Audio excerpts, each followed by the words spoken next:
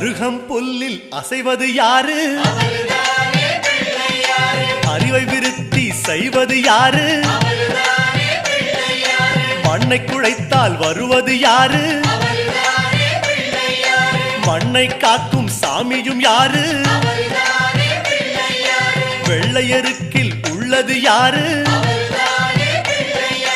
வெற்றி கொடுக்கும் நாயகன் யாரு? முன்னே வந்த சாமியும் யாரு?